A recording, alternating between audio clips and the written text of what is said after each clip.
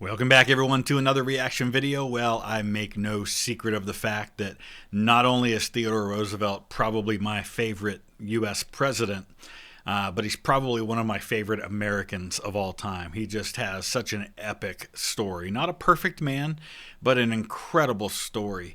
His upbringing, to how he got into politics, to the personal crises that he faced in his life, to the physical ailments that he dealt with, and how he overcame all of that. And so I saw that Resyndicated, which is a channel we haven't looked at for a while, had a video that came out a few days ago called 10 Theodore Roosevelt Facts. And I will be very disappointed if the boat story is not in there. If you are familiar with the channel, you know I've talked about the Theodore Roosevelt boat story a lot. So we'll get through these. We'll talk about each one. We'll add a little additional commentary to it. And then anything that I think should be added, I'll add that at the end, and I'll invite you to do the same down in the comment section below. The link is in the description.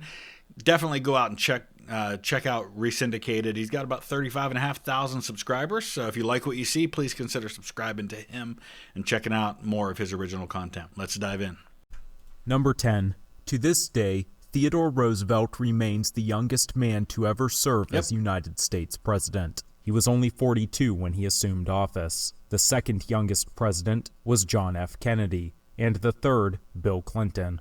Yeah, so it's always confusing because when we talk about the youngest person to ever hold the office, it's Theodore Roosevelt.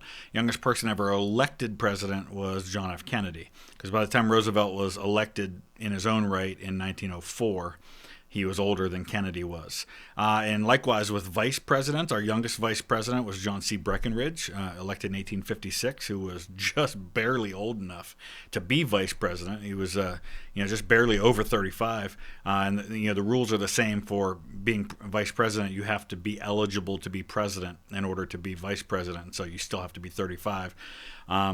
Second youngest vice president, Richard Nixon. Third youngest, our current vice president, J.D. Vance.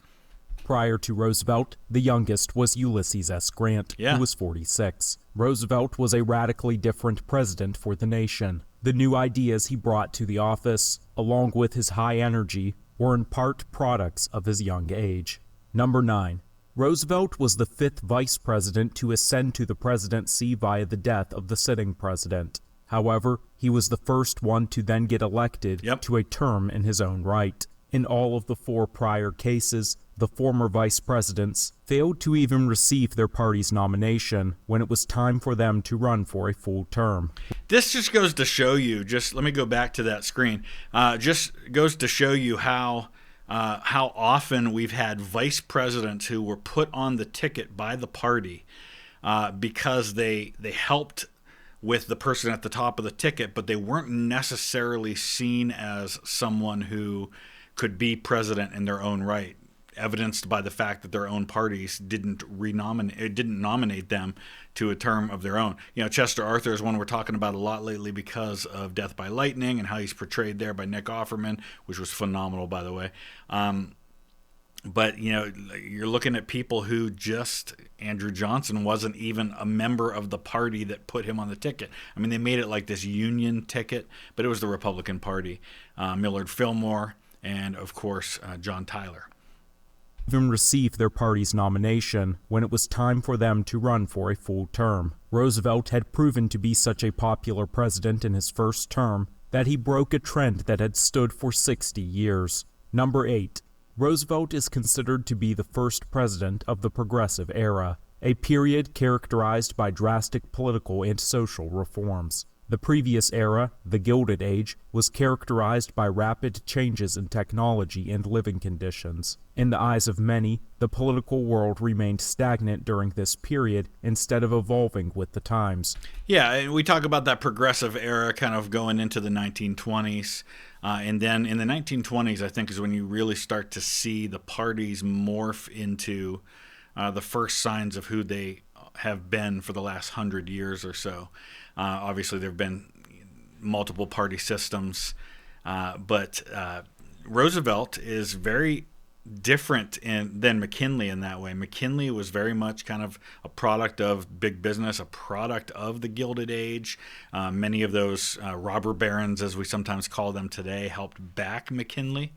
and did not like Roosevelt because of how he pursued some of those progressive policies. Roosevelt shared this sentiment. As president, he fought to break up business trust, regulate railroads, and ensure sanitary conditions in the food industry. While this greater government involvement is normal today, it came about suddenly at the beginning of the 20th century, with Roosevelt leading the charge. Yeah, and that's something that I think people who tend to be on the small government side of things don't tend to view Roosevelt as positively because of how involved the government got. But if you look at the ways in which the government got involved, and I'm a small government guy myself, I tend to be fiscally conservative, but some of that stuff was necessary. I mean, things like what became the FDA, clean food and water. I mean, I don't think there's anybody who really argues with the fact that the government regulating things so that we had clean food and water was a good thing. And, regulating, common sense regulations on businesses and antitrust, breaking up monopolies. I think those are net positives, but not everyone sees it that way. Number 7. Roosevelt had a vast array of hobbies ranging from the physical to the mental. He loved hiking, boxing, and big game hunting, but also loved reading, writing, and learning about various subjects. Sometimes these crossed over as his hunting expeditions gave him a chance to study nature. As a young boy, he'd naturally been drawn to the more cerebral hobbies, but it was outside factors such as health problems and being bullied that made him embrace physical activities to become. This is one of my favorite pictures of him because he looks so incredibly different than most of the pictures that you see of Theodore Roosevelt. And, I think a lot of people have this idea of Theodore Roosevelt in their minds as this tough, the bull moose, the rough and tumble guy. He was sickly. He, in many ways, especially in his youth, was seen as weak and not an especially physically powerful specimen. He had a kind of a high voice. He didn't have a deep, strong, manly voice or anything like that. You can hear recordings of his voice. It was very much a product of his time. But I think those things caused him to overcome that with just his character was one that was really hardcore and tough. More well-rounded. Number 6. As his extensive list of hobbies might imply, Roosevelt was a high-energy president. Yeah. It was said that he had endless energy and was a, quote, steam engine in trousers and drank coffee by the gallon. He kept a rigid schedule during the day and regularly slept only 4 to 5 hours a night, taking 10-minute naps at various points throughout the day. He credited his tenacity to self-discipline, saying, quote, with self-discipline, almost anything is possible. Yeah, I think so much of what I think of when I think of Theodore Roosevelt has to do with that idea of discipline. He disciplined with his body. He was disciplined with his mind. He was fully capable of kind of flying off the handle a little bit at times. But his strength came from his character and his mind, not so much from his body. Number 5. Part of Roosevelt's progressivism wasn't just in his beliefs and policies, but in his approach to pushing them.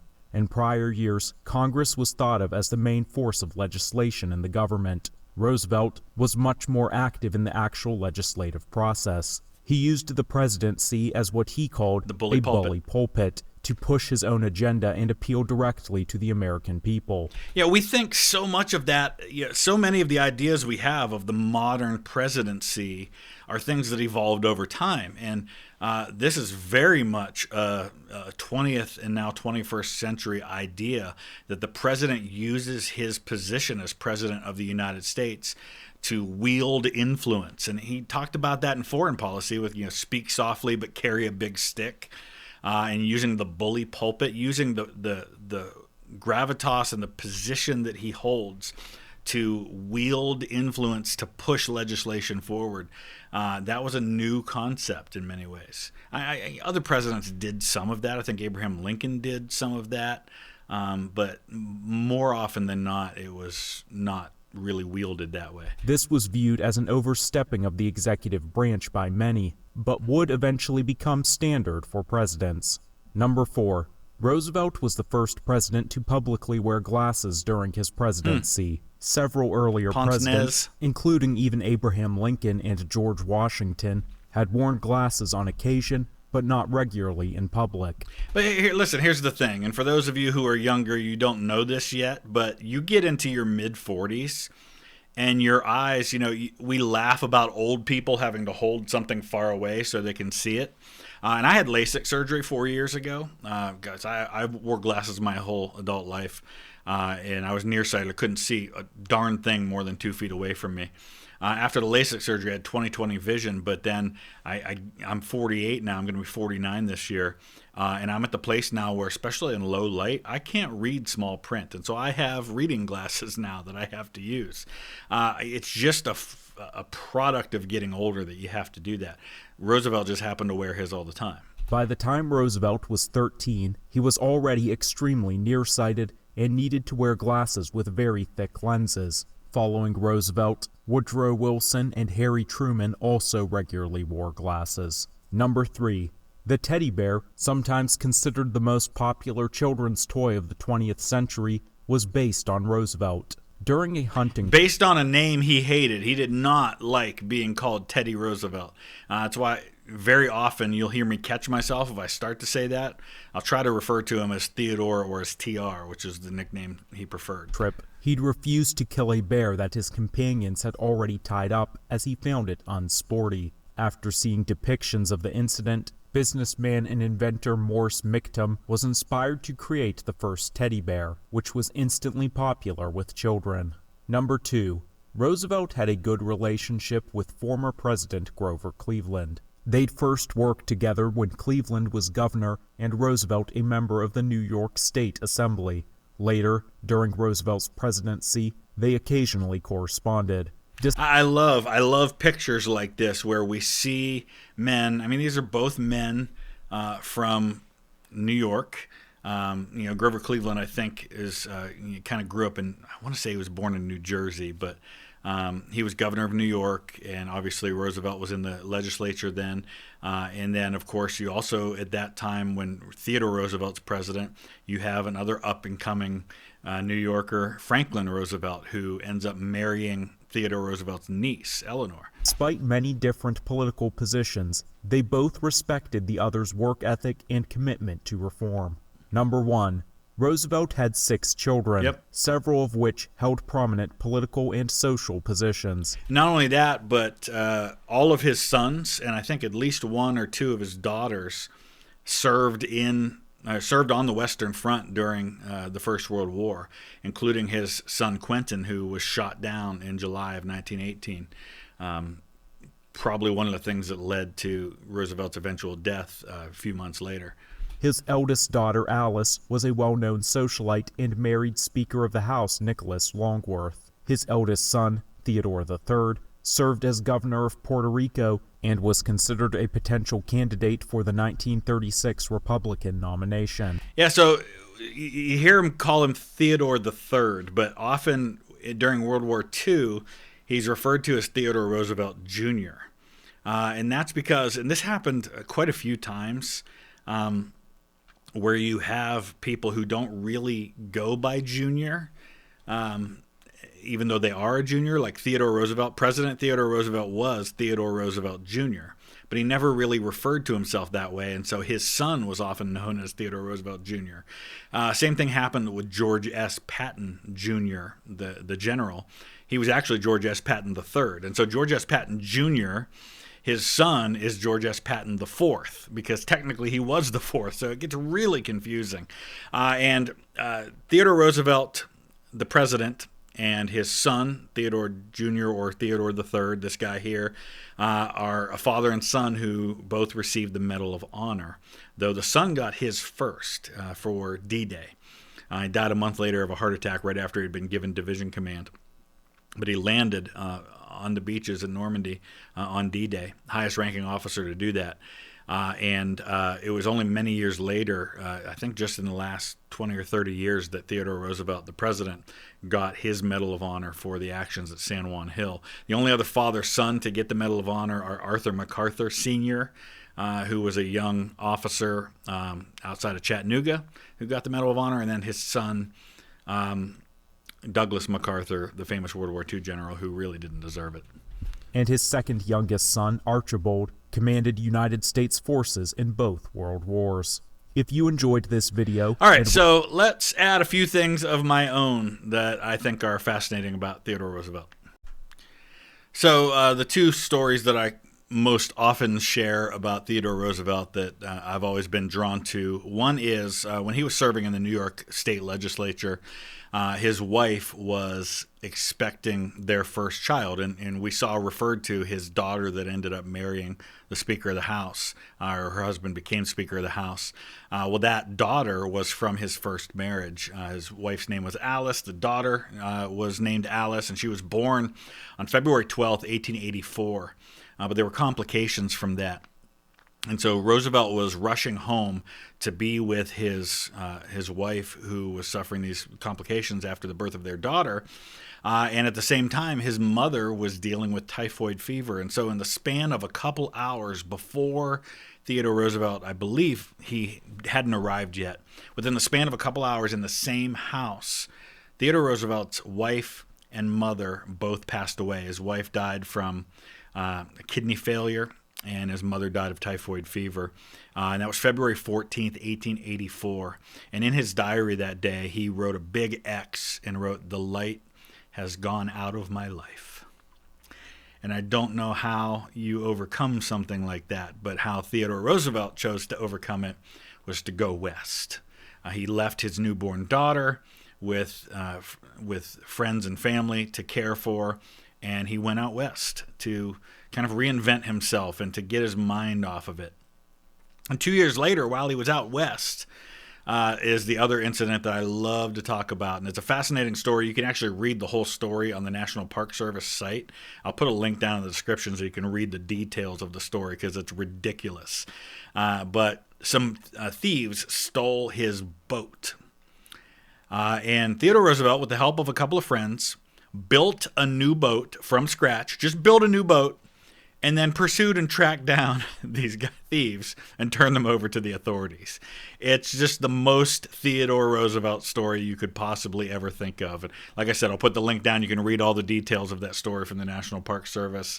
But I admire the man deeply for the strength of his convictions, even if I don't always agree with his politics. I often did, but not always. Just one of my favorite people, and is the reason why he's one of the three bobbleheads that I have of presidents. The other ones are Grant and James Garfield. I believe Grant is the one that's behind me right now. Yeah, it's a little blurry, but you can see it. But let me know what you would add to these things about Theodore Roosevelt. What are your favorite facts or stories about Theodore Roosevelt? Use the comment section below, and we'll see you again soon. Thanks for watching.